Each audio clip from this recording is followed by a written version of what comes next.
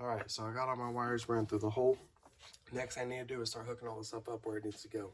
So this red wire needs to go to the blue wire on the relay. The red wire on the relay needs to go to my fuse holder. This black wire needs to go to ground.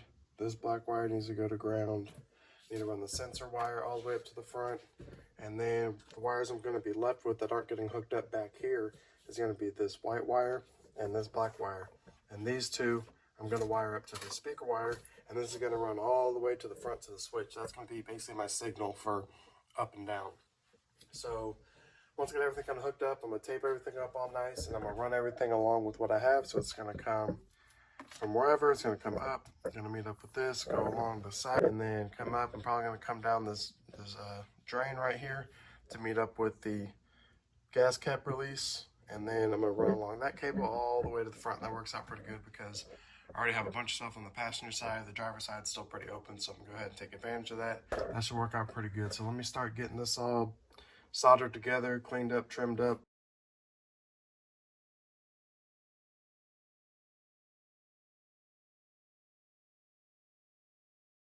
All right, so I got everything all soldered and heat shrink. So I have my relay. I have my sensor wire. That just needs to go to the gauge up front.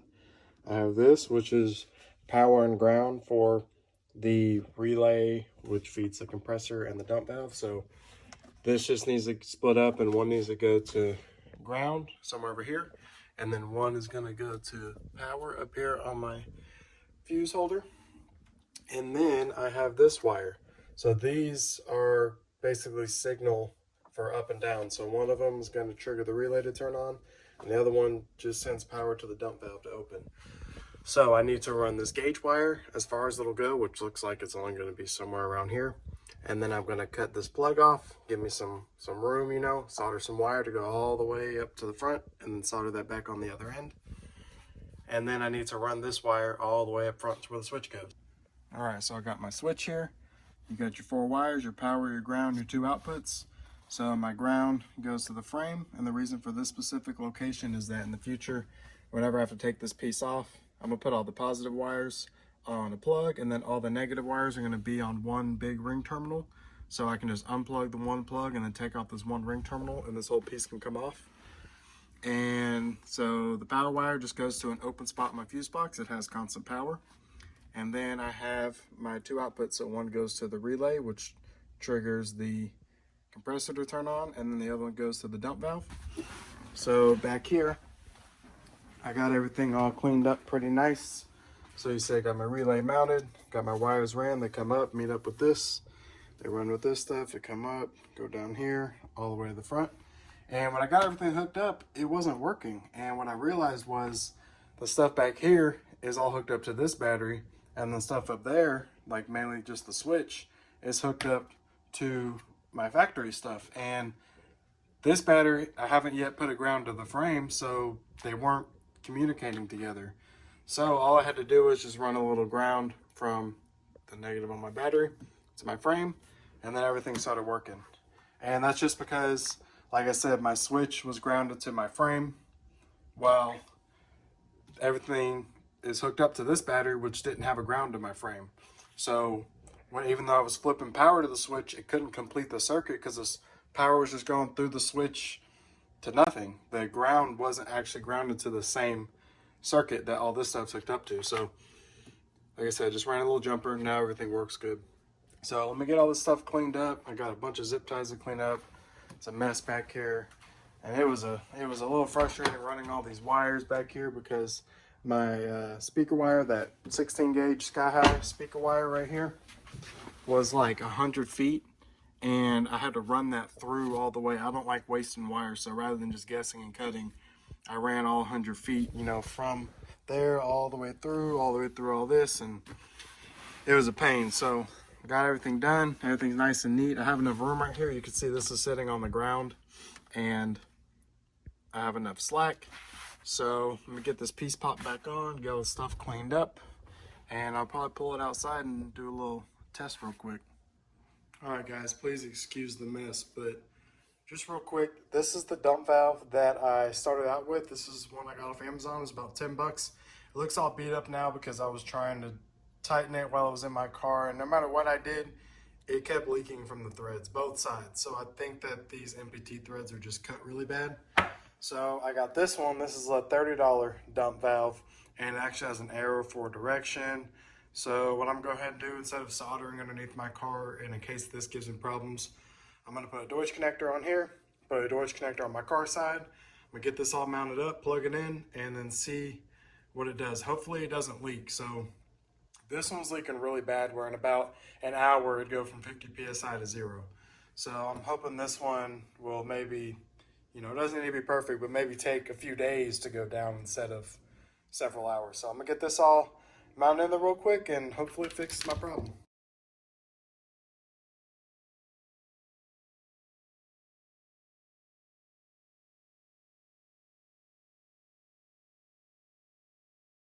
All right, now for the moment of truth. I'm gonna go ahead and air it up and see if it holds.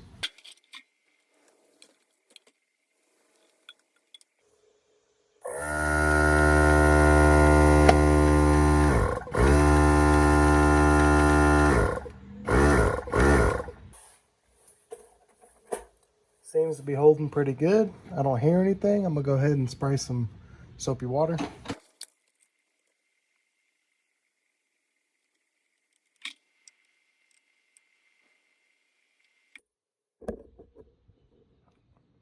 Well, I would say it looks pretty good. I'm gonna put 50 PSI in it because that's the max, and we'll let it sit overnight and see what it does. All right, so it's actually been a few weeks since I finished all my air ride stuff, and it's been holding great. I have no problems with leaks or anything, but I wish I would have thought of this sooner. But something that I'm kind of weird about is I'd like to be able to monitor all of the important things as far as like the health of my engine as it's running. So my last truck had a gauge for everything, so I could just look at that. But this car doesn't have any sort of gauge for temperature or oil pressure. So if something goes wrong, if oil pressure dips too low or a car starts to overheat, a light's just going to come on. It's not going to tell me how hot it actually is or how low the oil pressure actually is. So I don't know if I need to turn the car off immediately, or if I can keep driving a little bit or what. So as far as temperature, I have my ultra gauge, which plugs into OBD2, and I can read temperature through that. But it doesn't access oil pressure because my oil pressure switch on this car is just essentially an on and off sensor. So if it dips below whatever number, the light will come on. So it doesn't give me a numerical reading. So what I'm doing is I got a different gauge, and this has two inputs. It comes with two sensors. So what I'm going to do is I'm going to have one of these sensors go to the air ride, same as it was. And actually the sensor's the same, so I really shouldn't have to change that.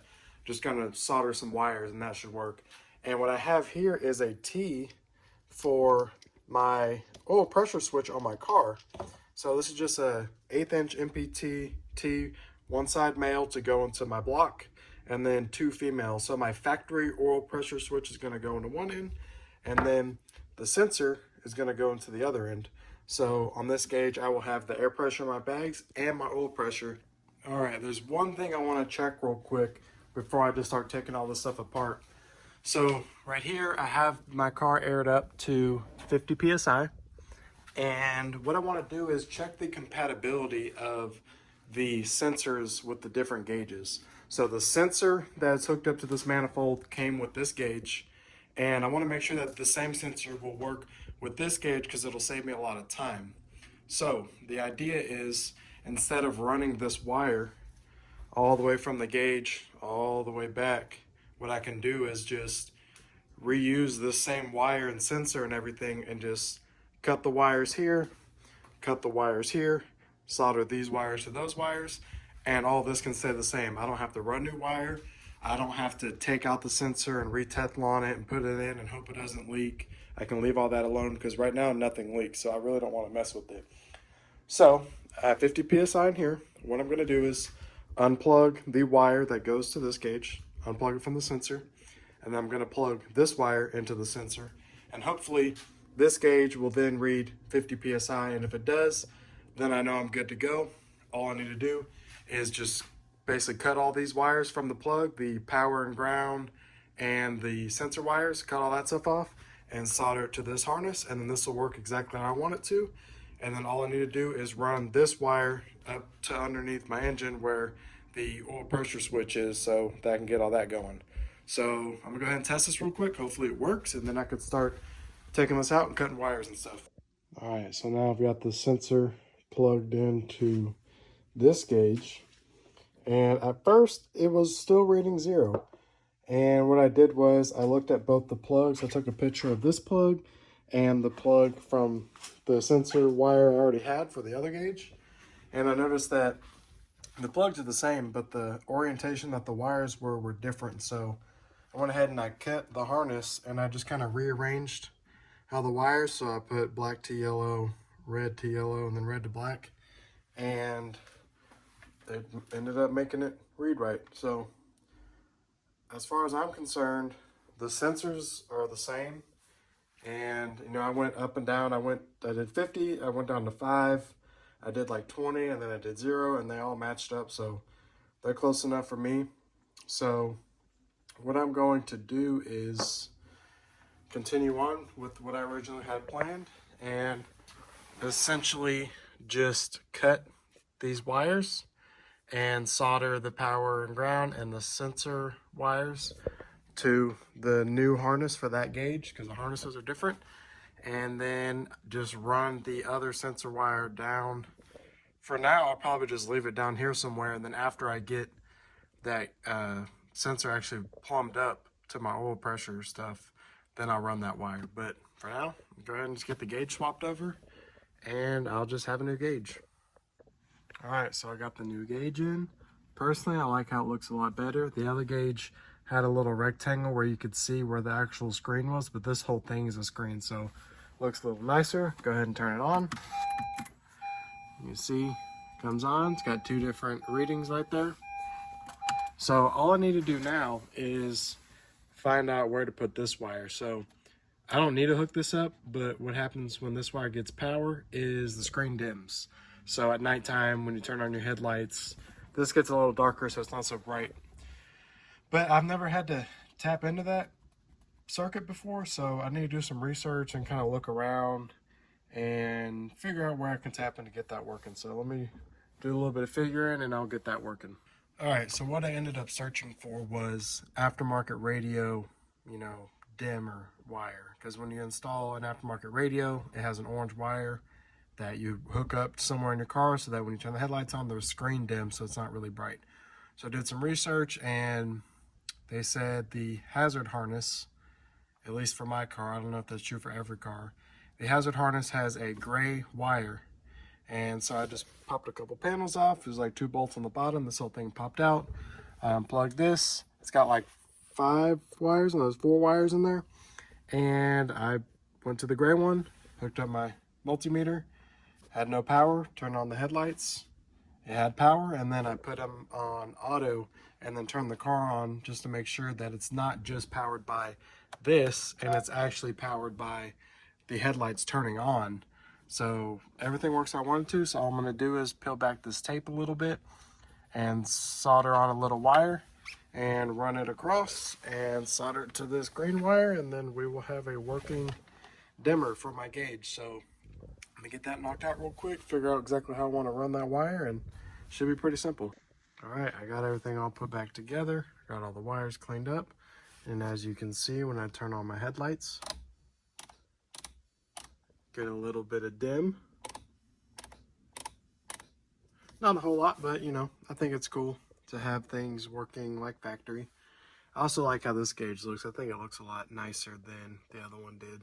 So right now I got my airbags on the top, and that bottom reading, for now, I'm just gonna leave the sensor down here, and eventually this is gonna be ran through the firewall across to the bottom side of my engine over here, and it'll be right next to my factory oil pressure switch. So, but as far as the air ride, I'm pretty content, pretty happy with that.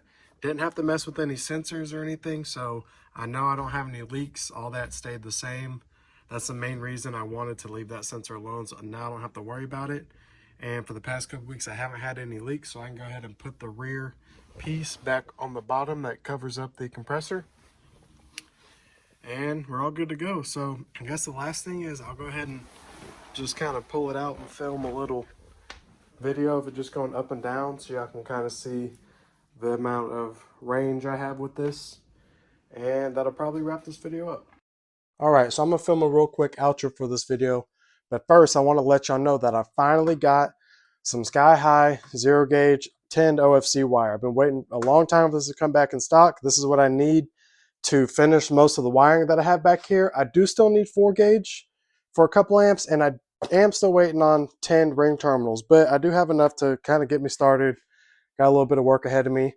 Super excited about this. A lot of the videos I've done, these past like few videos, have been just me improvising because I didn't have this. Like this whole air ride thing, this is all just because I couldn't do what I wanted to do. So now that I have this, I can actually continue to make progress on the build instead of just kind of finding other stuff to do.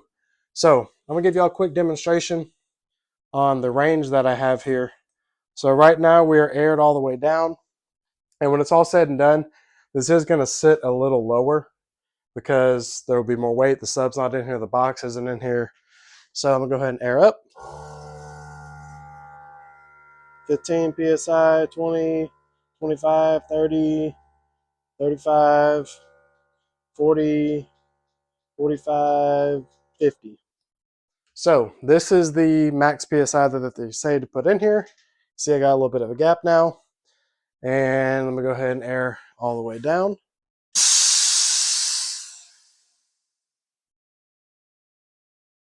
So you can see now the fitment looks a lot nicer, kind of matches the front.